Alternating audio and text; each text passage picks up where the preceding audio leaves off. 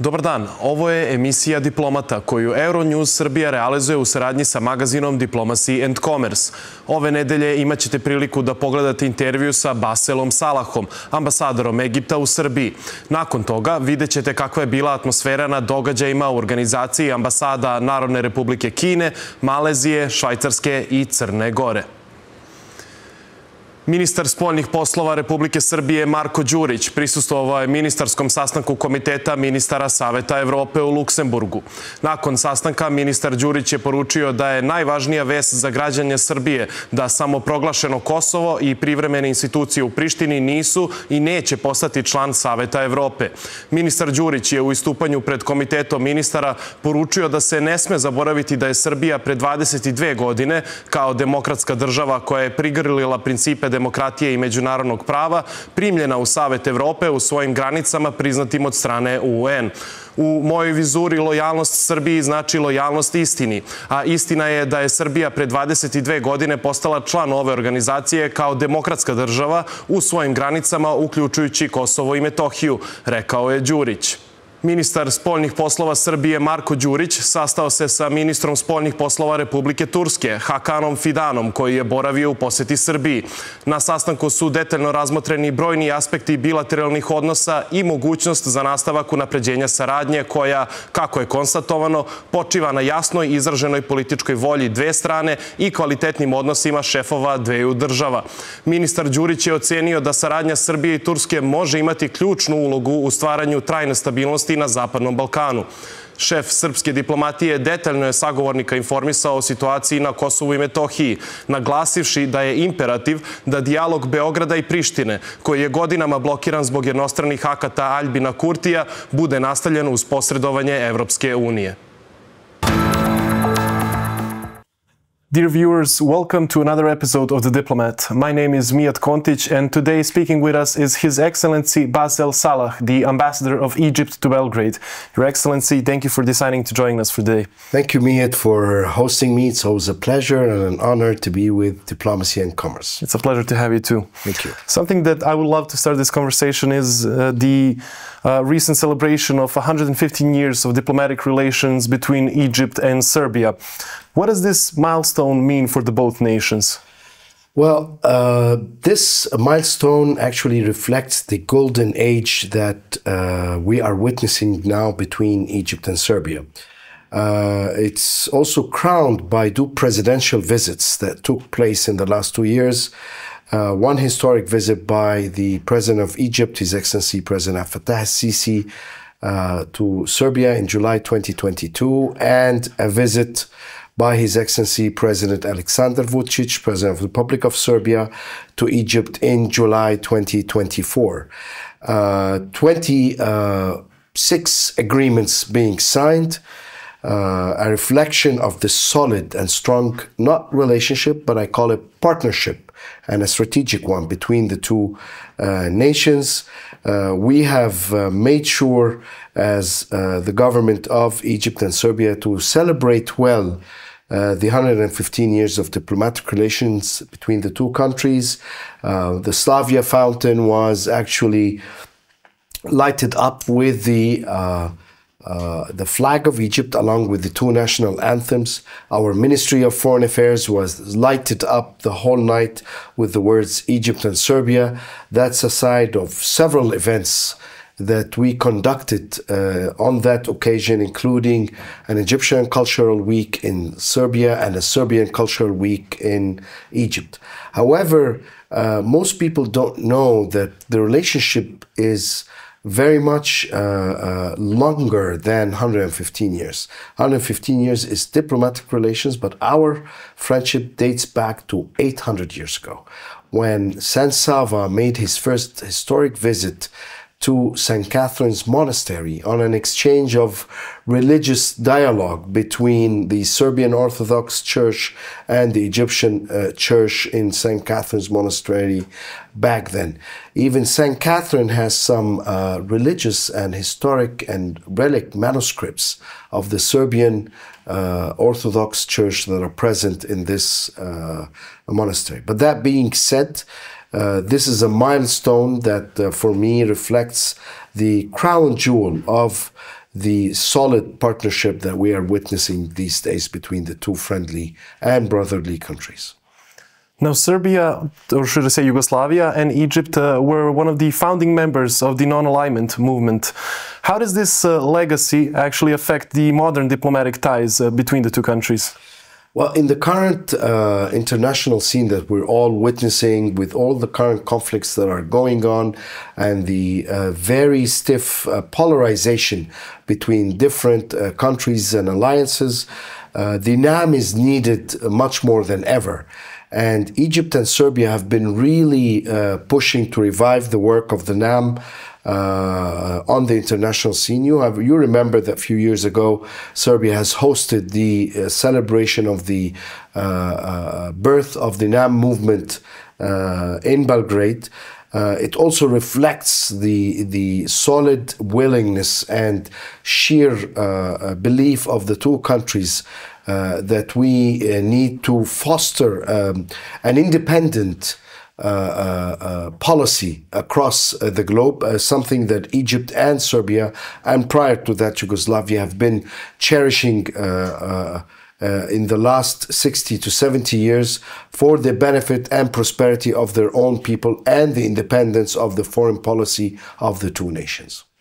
Well, we're also mentioning the shared culture between Egypt and Serbia. What maybe not all of our viewers know is that according to at least the Museum of African Art, there are around 200 ancient Egyptian objects in Serbia. What does this collection tell us about the historical and cultural connections between Egypt and Serbia?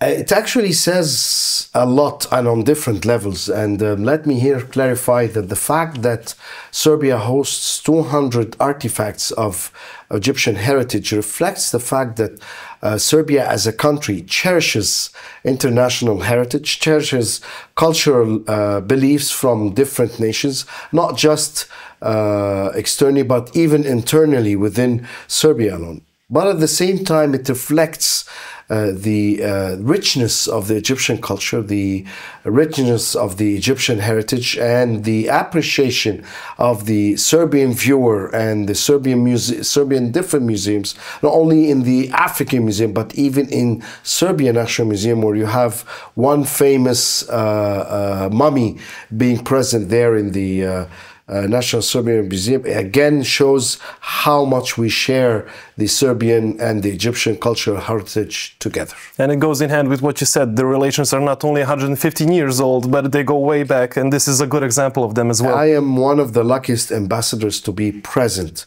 as a witness to this rich history of relationship between the two countries, and to be a player among other agencies, authorities who are playing their role into fostering and solidifying the golden age of partnership that we're witnessing now.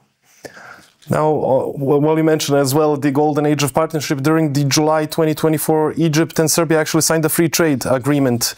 How will this agreement impact trade and investment between the two countries? Well, I have to say to you that I have been working on this agreement for over 2 years. It witnessed a lot of sweat, tough negotiations between, but in a friendly atmosphere, of course, between the two countries, particularly the ministries of trade. It's a result of a hard work. It was signed during President Alexander Vucic's visit to Egypt last year. Hopefully, before we pass the end of this month, this agreement will be taking effect, witnessing a cancellation of all customs and tariffs on agricultural and industrial products and some services, of course, a crown jewel and a testament and a milestone of where this partnership between the two countries should be going. It's an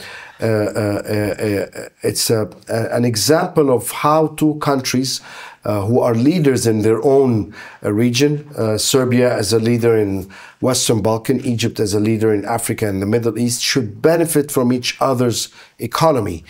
Serbia would be our gateway for the Western Balkan economies, as much as Egypt will be the gateway for Serbian products to the African continent. I cannot wait to see this agreement into effect. The pessimistic scenario is that the trade level between the two countries will be doubling. So that's just in the pessimistic scenario. That's in the pessimistic scenario. Yeah, doubling within right away after the agreement goes into effect, and the best scenario that the trade level would increase to 400%. That's amazing. In the few years coming up. There are a lot of products that both the Egyptian market and the Serbian market are looking forward to, and I cannot wait to see this happen, and I will inform you right away of how the trade level would have augmented and changed once the FTA goes into implementation. Now, in the past, you said that there is a strong potential for intensifying the economic relations in agriculture, trade in agricultural products, investments, and ICT. Are there any specific projects in these areas that are taking place right now? Well, there are ongoing projects already. We had our ICT minister visiting Serbia end of November 2024. He had a rich consultations with his Serbian counterpart at that point, and he has visited already maybe over 6 or 7 ICT or Serbian ICT companies. Already projects are underway for joint ventures between ICT sector in Serbia and in Egypt. I am planning, hopefully, for the ICT Serbian minister to pay his visit, the telecommunications and media minister, to pay a visit to Egypt soon in order to build on the results that have been achieved by the visit of the Minister of Telecommunications of Egypt here. But that being said, agriculture is a milestone for both countries. Both are agricultural countries. I can name for you several products that Serbs and Serbian people will benefit from. Same for Egyptians. Egyptians cannot wait to see the Serbian apples on the market with its different kinds, different colors, different tastes. Serbs cannot wait to see the Egyptian mangoes with 20 different varieties, Egyptian mandarins and oranges. I have seen some Egyptian oranges present in some supermarkets here, but not on the scale that the FTA will allow us. The sky's the limit. There aren't enough horizons for both countries to achieve in the future to come. So, but the will exists, and it's more than enormous. On all different levels, not just the presidential level, where the two presidents are very close friends, but on prime ministerial level, on governmental level, business level, touristic levels, even on people-to-people levels. Yeah. Now, the opening of Egypt's new capital is a major milestone, and it's a topic that's been spread everywhere. How does this project reflect Egypt's ambition for modernization and just overall global engagement? The new capital administration in Egypt came as a necessity to move out of congested Cairo. Population of Cairo amounts up now to over 20 million people. It's a huge megapolis city. And the new administrative capital is built according to the latest and the most sophisticated technology. It's a 4G plus 5G city, climate change friendly, full of the latest planning, urban planning for different governmental embassies, business sector, financial sector, touristic sector, sports complex, up to the notch of what you expect of such a new city. It's up to the size of Singapore. It will be hosting up to 7 million inhabitants. That's amazing. The city has already started functioning. All ministries are already working from the capital city. Our parliament is already working from the new administrative capital. Embassies started moving there. Financial sector is on the works. So some embassies are already there in the city, yeah? Yes, they are starting to build their own new premises. I expect within the next 5 years the new administrative capital will be fully functional. It's a crown jewel of Egyptian hard work to build a new city that will adapt sustainably and developmentally to the new era that we're witnessing on the international scene. Well, Serbia has actually shown support for Egypt's candidate for being the director of UNESCO. How does this affect the already growing diplomatic relations between the two countries?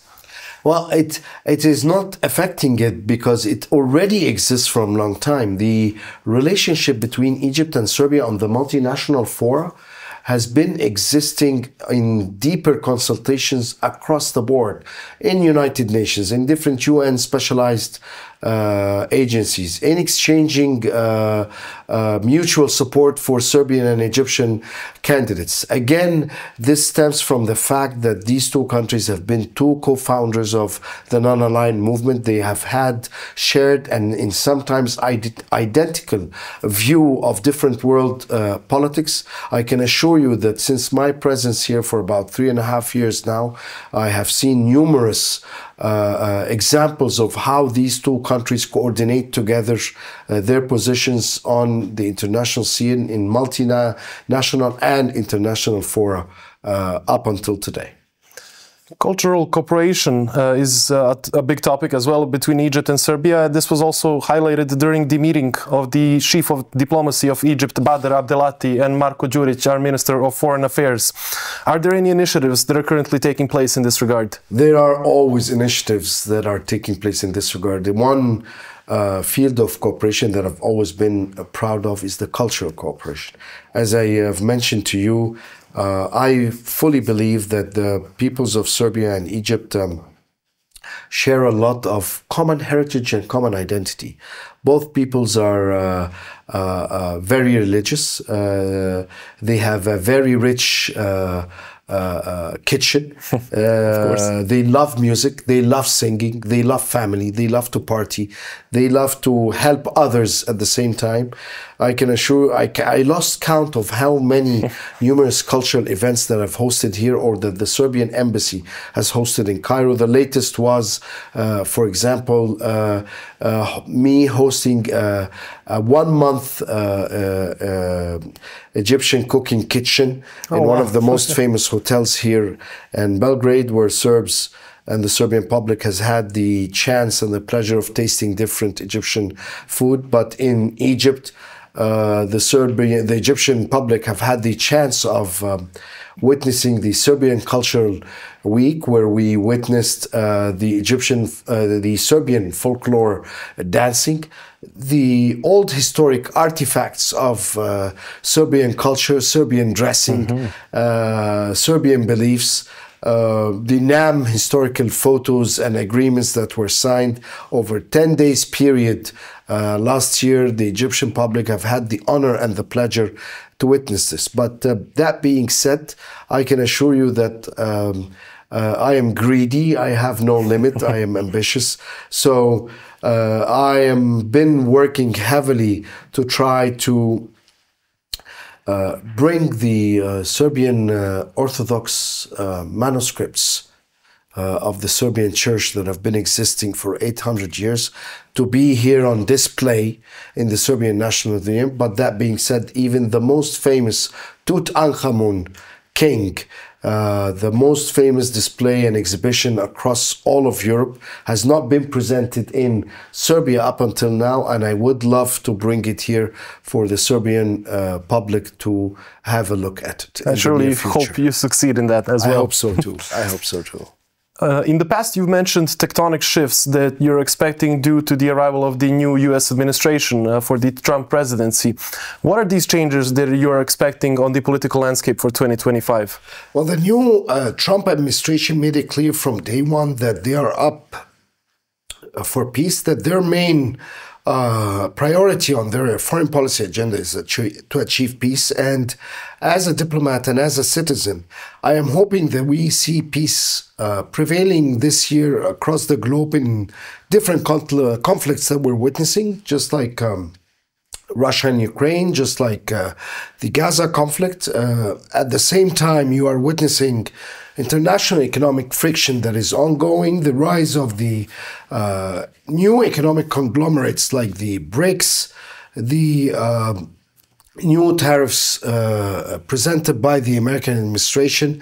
But let's agree first that when peace is achieved, this will open up doors for businesses to flourish, for more economic cooperation to be ongoing, not just across the globe, but even regionally and nationally. This is the point of time where countries like Egypt and Serbia, with strong and historic friendship, to benefit from each other economically. It's one reason why we had the negotiations on the FTA going. These two countries have a chance now for joint venture partnerships, for joint production, to produce mega products, not just for Western Balkans, but and for Africa, but across the globe, particularly that we are witnessing international economic turbulence at this point of time. Your Excellency, thank you for taking the time of your day to talk to us. And as for our dear viewers, thank you for your attention. My name is Mijat Kontić, and I'll see you in another episode of The Diplomat. Connected by Dance, United by Tradition, slogan je ovogodišnjeg muzičko-scenskog događaja koji je upriličen u Madlenijanumu povodom dva važna jubileja, 58 godina diplomatskih odnosa Srbije i Malezije i 2 decenije postojanja malezijske plesne grupe Rajske ptice u Srbiji. Samo prošle godine Maleziju je posetilo više od 2000 turista iz Srbije, a u narednim godinama verujemo da će više turista iz Malezije dolaziti u Srbiju. Ovo okupljanje ne odražava samo našu posvećenost očuvanju snažnih diplomatskih odnosa Srbije i Malezije, već i podsjećanje na to koliko je važno da ostanemo konkurentni i da rastemo na lestvici na globalnom tržištu, da ojačamo poverenje i zajedničke vrednosti. Sav prihod od prodaje karata sa događaja je prosleđen i u humanitarne svrhe, a publika je imala priliku da uživa i u performansu grupe plesača sa Nacionalne akademije umetnosti, kulture i nasleđa Malezije.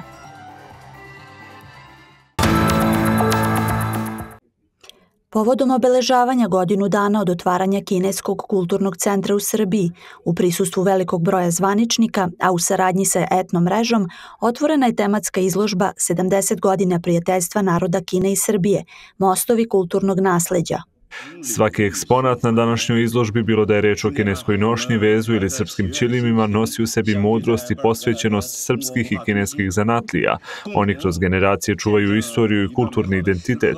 Kineski kulturni centar u Beogradu spreman je da u budućnosti zajedno sa prijateljima i partnerima zaštiti i prenosi ova dragocena kulturna nasleđa. Među zvanicama na događaju bili su i ministar sporta Zoran Gajić kao i ambasador Narodne Republike Kine u Srbiji Li Ming. Kineski kulturni centar zvanično je otvoren tokom prošlogodišnje državne posete kineskog predsjednika Xi Jinpinga Srbiji. Predsjednik Xi Jinping je izjavio da civilizacije postaju šarenolike kroz razmenu, a bogatije kroz međusobno učenje. Kao što je nekada drevni put svile omogućio prvi susret kineske i srpske civilizacije, današnja izložba gradi novi kulturni put svile, odnosno most razumevanja među prijateljskim narodima Kine i Srbije. Vodeći organizator događaja bila je ambasada Narodne Republike Kine u Srbiji. Na izložbi je predstavljeno više od 100 rukotvorina iz oblasti veza, tkanja, grnčarije i drugih tradicionalnih i zanatskih metoda. Etno mreža u Kineskom kulturnom centru vidi strateškog partnera u našim budućim projektima koji za cilj imaju zaštitu nematerijalnog kulturnog nasleđa. I ova izložba je simbol naše saradnje, zajedništva i prijateljstva naša dva naroda, jer obuhvata elemente nematerijalnog nasleđa obe zemlje. Danas na ovom mestu, zajedno sa našim prijateljima iz Kineskog kulturnog centra, pokazujemo da kultura nije samo sećanje, ona je i budućnost. Verujem da će ova izložba dugo biti simbol vrednosti poverenja, snage kulturne razmene i lepote prijateljstva naše dve zemlje. Izložba ima za cilj aktivno sprovođenje važnih sporazuma postignutih između predsjednika Srbije i Kine, kao i produbljivanje kulturne razmene i saradnje između dve države, naveli su iz Kineskog kulturnog centra.